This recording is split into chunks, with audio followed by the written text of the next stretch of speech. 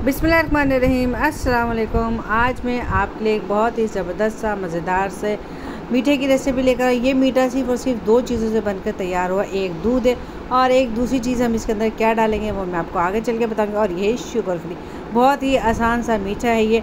अच्छा जी, मीठा मैंने बनाने के लिए दूध चूल्हे पे चढ़ा दिया था। मैंने बड़ी कढ़ाई ली थी, तो फिर मेरे जहन में आया कि आपके साथ भी इस रेसिपी को शेयर किया जाए। फुल फैट दूध है ये, मैंने इसकी बलाई नहीं उतारी थी क्योंकि ये मीठा ऐसा है कि इसमें फुल फैट दूध ही डलता है, तो ये ज़्यादा मज़े का बनता है। चले जी, कभी कभी थोड़ी सी बेहतियाती कर लेनी चाहिए, मगर इसके अंदर मैंने चीनी बिल्कुल भी नहीं डाली।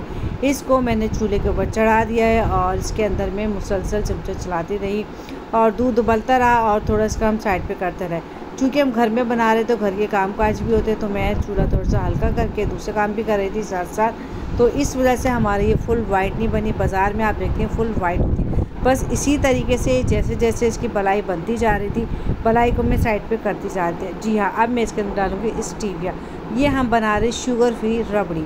इसके अंदर मैं पहले स्टीविया के 2 पैकेट डालूँगी। अगर आप चीनी डालना चाहें तो चीनी भी ज़्यादा से ज़्यादा 3 से 4 चमचे डलते हैं, इससे ज़्यादा नहीं डलते।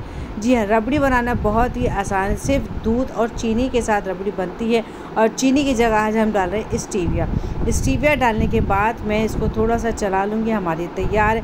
अच्छा जी, इसको पूरा खुश्क नहीं करते, इसके अंदर दूध लाजमी छोड़ते हैं। रबड़ी में जब तक आप दूध नहीं छोड़ेंगे तो जब ये ठंडी हो जाएगी तो ये बिल्कुल खुश्क होकर खोए की तरह बन जाएगी।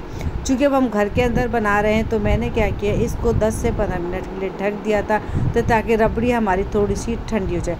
उसके बाद मैंने इसको आराम से बाउल के अंदर निकाल लिया। आप देखिए, मैं आपको बताती हूँ, ये तकरीबन 1.5 किलो दूध से मैंने तैयार की है। और ये कितनी रबड़ी तैयार हुई है 1.5 किलो दूध की, मैं आपको ये भी बता देती हूँ।